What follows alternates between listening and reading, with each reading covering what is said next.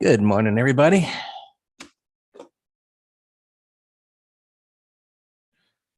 So, long weekend, traders, investors mulled over what's been going on and decided to sell. All right, so let's take a look at where we're at. Oh, 4,600, well, 4,460 looking at SPY. Yes, charts. That would help. Here we go. Oh, all right. So really not a big deal on this gap down, looking at where spiders are. But coming all the way down to Friday's low, and Friday was a reversal day. It certainly looked like it was coming down here, and it held, which was a positive, and it closed green. But one of the things that we look at when we see a green bar against something like this is, well, back up. We always look at when we see a big red bar, does trading stay in the lower half or the lower third? So the gap down created maybe too far too fast after the big red day, and then the gap down. So even though there was little to nothing to the left there, you can see it really look like it should go down here and break the low. That would have been the ideal scenario, but it didn't happen. So there was this little, move up at the end there. Mostly, I think, well, it didn't go down, so it went up. But it didn't penetrate into the red bar. So while it was green, it didn't get far. So looking at this on a closing basis, what actually happened? It went down and it came up and it just went flat. It really didn't do anything to negate the prior day's move lower, a big wide range bar, or what we would refer to as a power bar to the downside. So now prices are opening up down here and 4,600 area. You would think they're going down here and lower after negating the green bar. Now, basically, buyers have been blown out of the water. Can they turn this thing back around? I don't think so. I'd be totally surprised. Now, if it was gapping down here, I would say, okay, that would make a lot of sense, takes out the low and then back up again. But gapping down here, I really think it should come eventually down into this area here where there's this significant support. So let's take that into what's happening with the futures. Let's clear that. And so we see the negation of what was a bottoming tail bar, dip down, breaking the lows. And we have various concepts based on how we interpret price action. This one is called a greater than 100% retracement, where prices went from the top of the range down below the bottom of the range. Greater than 100% retracement expects stabilization. And this is what we got. Doesn't mean any trend change, certainly not in this time frame. You would have to go all the way back up here to even begin to get an interpretation of a trend change. The 5 minute you see is stabilized, and it's just chopping around here. And Steve, I spoke about that on head and shoulders tops on various indices and sectors in the weekend video, because it's played out almost everywhere, even on some of these ETFs where they were bigger, much bigger head and shoulders tops. I think one was the aerospace and defense, if I'm not mistaken.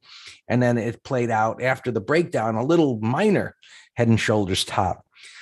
Yeah, so let's just draw that out so everybody sees what we're talking about here. So, this is everywhere we look, pretty much. So now, we can make projections like this and put it to the downside. We'll see where it goes. First thing, we see a pivot low. We see a pivot low. We've got a significant support area here. Ultimately, prices typically go down to a level like that because that is where everyone's going to be more comfortable to initiate positions on a significant support area. Now, ideally, the faster it goes down there, the better. And because it creates that price void, like similar to this, it went down so fast, it bounced up. It doesn't mean it's turning things around. It just means on a short-term basis, it presents us an opportunity for a high probability bounce. Oh, it's asking me, does too far, too fast mean a reversal nearby?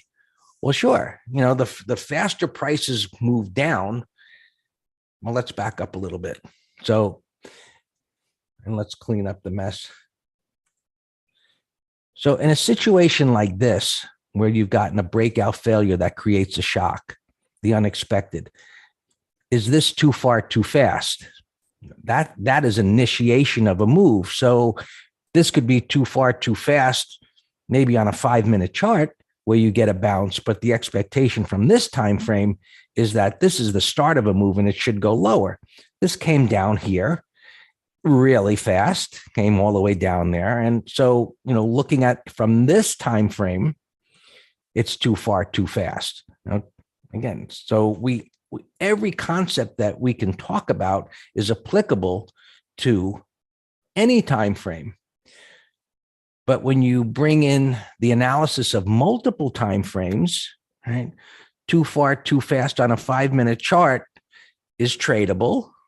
But looking at what I just explained on the daily chart, it's like, well, that is fine as a scalping trade, but don't get your thought process into you're going to necessarily negate this bar because of where it started from. Whereas now, last week we talked about, hey, here's this price void, and he talked about this is going to need to create resistance because there's nothing above, and that's what happened. It created resistance. And it went down again.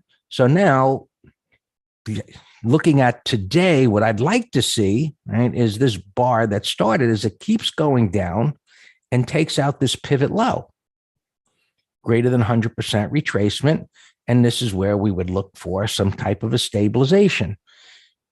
Something that starts like this, or maybe a W type of a bottom, in this area here. And then we see how far it gets and where this ends ultimately today. So, based on this pattern, the negation of this bottoming tail bar, historically, it's unlikely this is going to turn into another bottoming tail bar. And so while this is stabilizing, I'm looking for this to go down below here, maybe around 10 o'clock, we get a tick extreme, and then we get a playable bounce at that point, and maybe it just hangs here in this area today, right? And we'll see what happens from there. I mean, ultimately, coming all the way down to this low, into this significant support area, and it might go down below it. Again, ultimately, greater than 100% retracement that takes out this low. And this might be later in the week. It could be next week.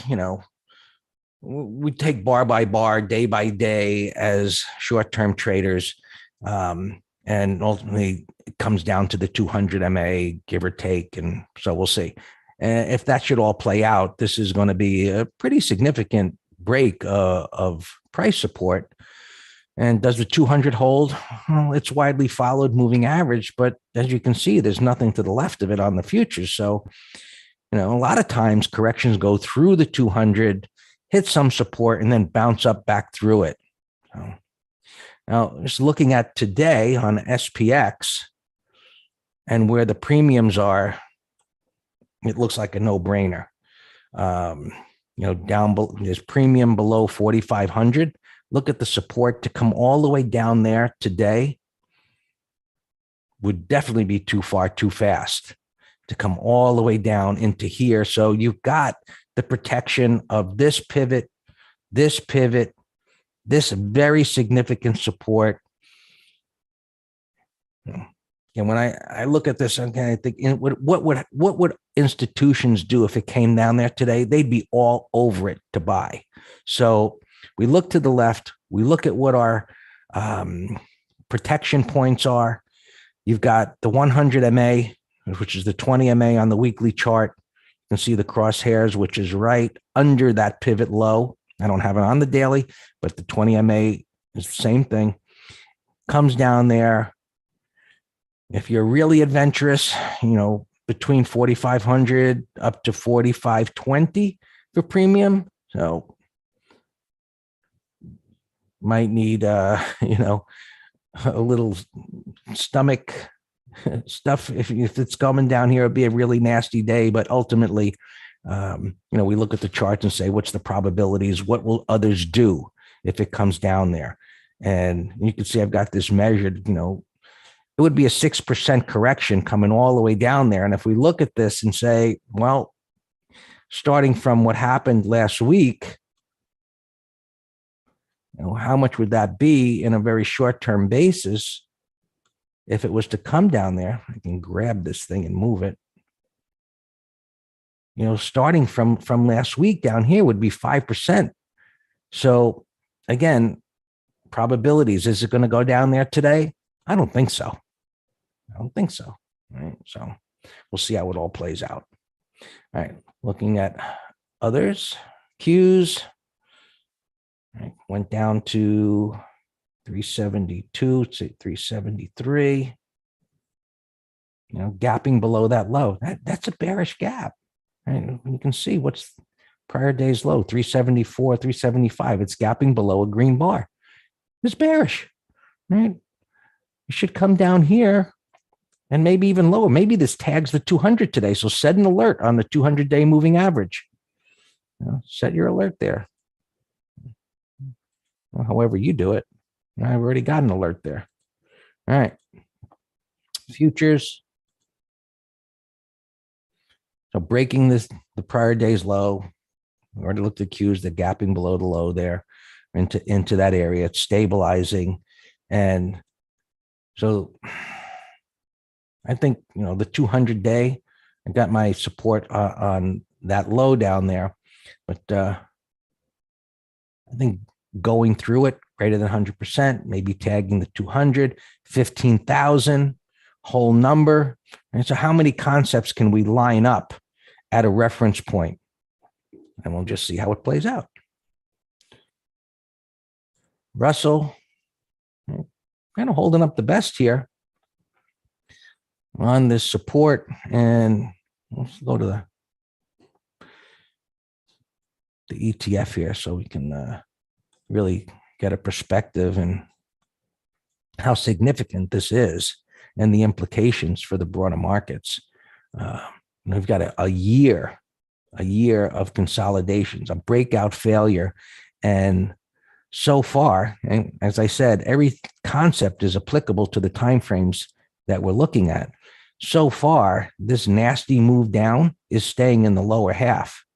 And so this chopping around now, let's go back to the daily chart as we zero in on this move down. It's staying down here, and this, going sideways down here.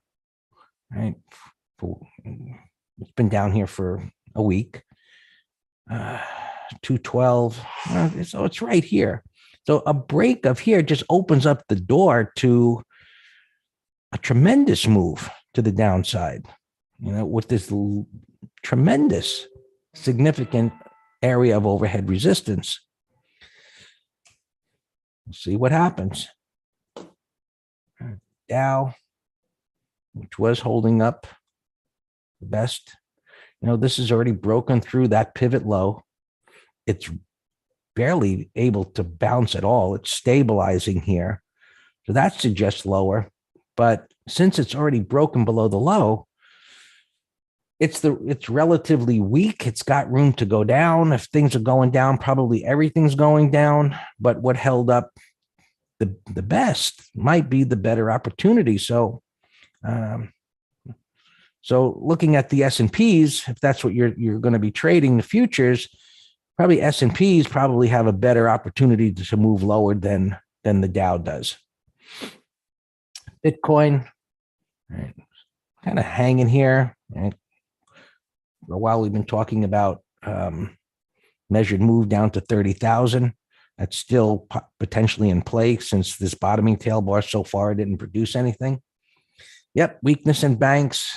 right? Goldman Sachs down here, JP Morgan, and yet last week. But the regional banks came back with a vengeance on Friday. So let's see what happens there with these regional banks. And when they start reporting, that you see the nasty gap down, and they got bought up, by the dip there. Right. So there's KBE. So they'll look at different regional banks. It's still extended, but again, it's down here a bit. We'll see how this holds up. Crude oil still going up. It's reached its destination, as we say. So while they've done so well, just makes common sense that the momentum is going to stall here pretty soon. And so it could take out the high. And that was ultimately where it stalls. Take a look at SMH. Well, tech is broken down. So while this hasn't broken yet, where is this trading? 300, gapping down. It showed relative strength on Friday compared to some other things. I don't see how it's going to hold up in the face of what's going on here. Look at XLF, it's got these lows here, and it's rolled over. You can see the Head and Shoulders top here, almost textbook with the lower right shoulder. 163, gapping down below the green bar.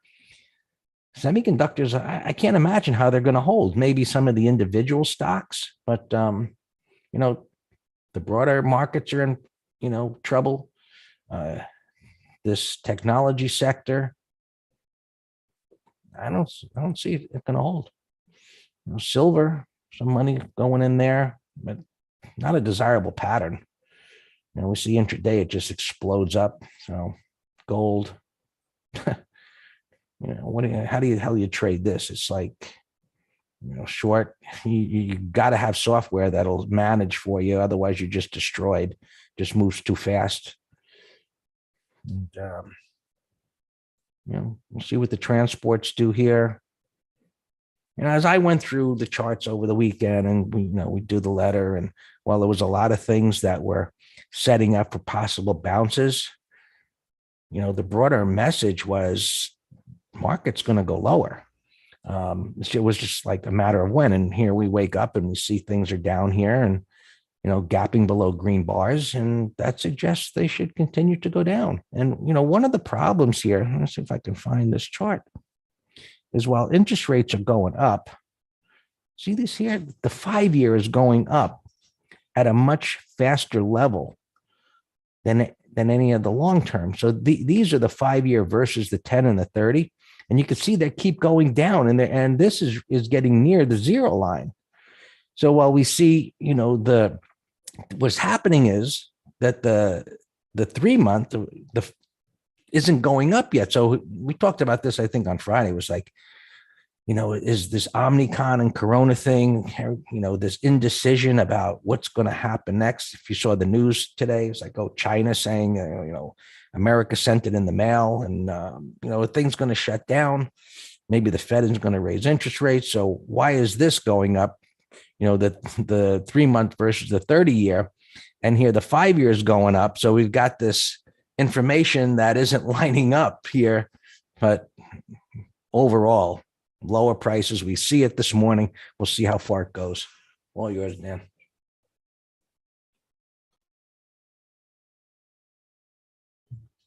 Good morning, everyone. Hope you had a nice long weekend. And yeah, we're getting what we hoped for. We're actually flat in the weekly options trader, so we got 0 problems there. And we have fairly light inventory in the other, so we're fine. We got longs and shorts. A couple of our longs were in the oil patch. I see them gapping up here today. CPE is one of them. We're trying to sell naked puts on this. I see LPI is in my list. Kind of a bull flag looking thing. Angie had a bullish article in Barron's, and that's why I kind of purposely put it in as a bear 123. It's at all-time lows, and they wrote an article saying, "Oh, it might be worth it now." And I'm like, all right, well then that should cause a gap up, and so that'll make the pattern even better if it triggers. So that was actually part of the logic. That's where I found that trade was. I didn't read the article because I don't care about it, but I knew that with high degree of certainty that it would have a positive reaction.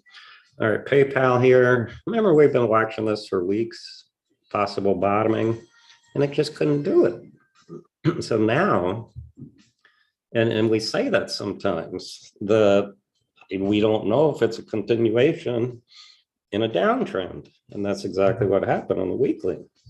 Look at that. So it's a potential bottoming pattern that couldn't get off the mat.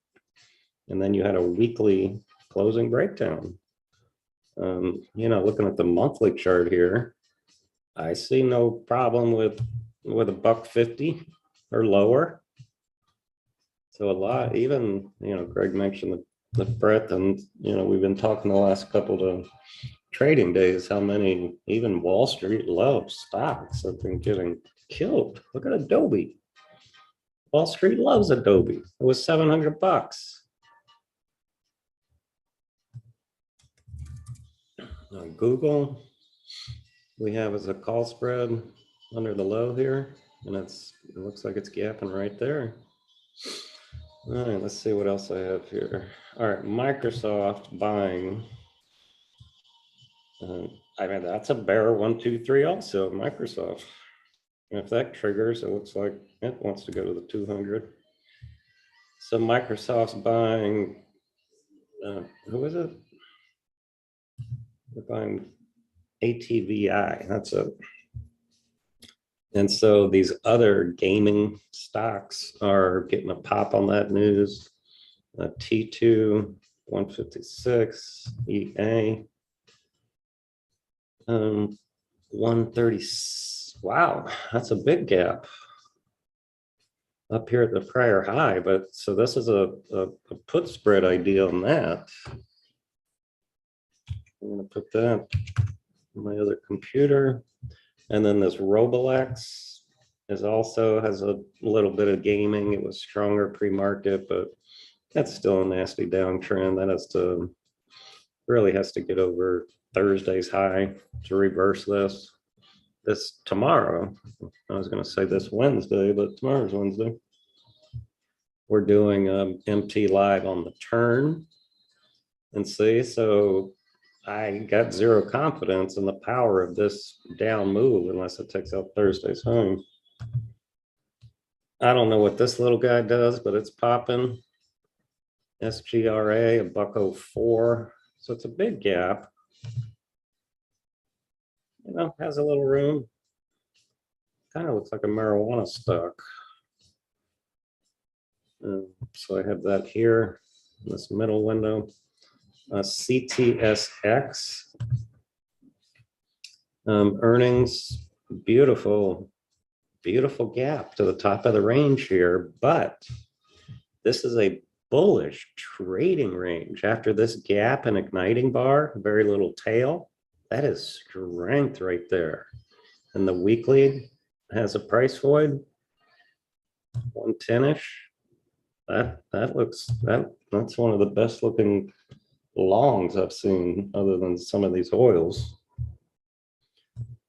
The airlines are having a fit again about the Verizon and AT&T rollout of 5G, saying it's, they're going to start canceling flights and this and that, interrupting with their flight patterns and instruments. This sector's a big old mess though. FCX got a favorable mention in Barron's, gapping down with the broader market, but it's bullish daily, weekly. We'll come back to it. Ash, I guess, had earnings, or upgrade or I don't know why I'm looking at Nash. ONB earnings. There's no volume. BK 6230, that's bearish gap. I mean, Goldman is the big one here getting whacked. Just like JP Morgan did. So the media, wow, that's ugly. Look at that, it's gapping under all of this. And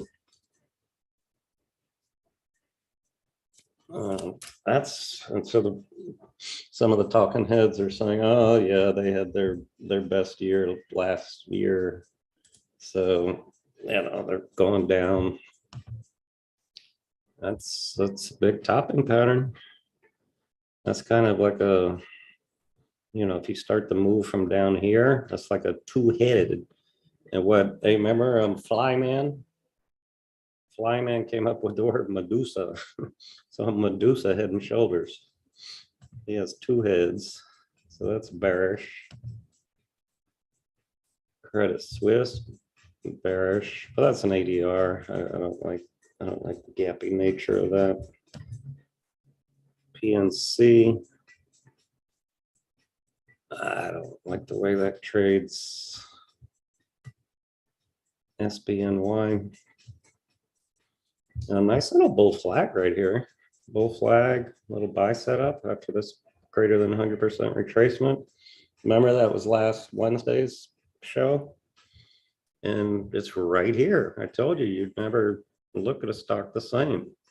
So this made a new low, big old bottoming tail on volume, 100% retracement, and followed by a controlled retracement from there to there.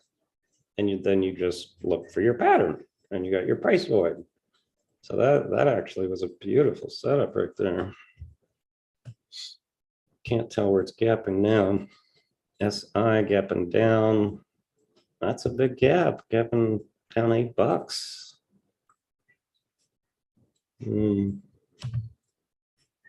TFC, this looks like a regional bank the way when Greg showed the KRE. Strong,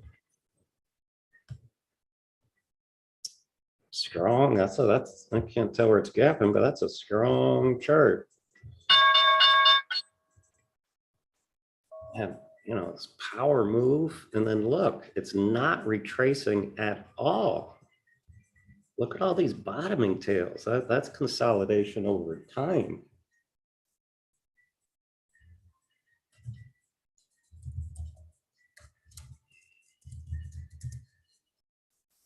Janice. All right, our PayPal. We're going to short this under Friday's low. Win alarm. I gave that as a put spread trade. CHK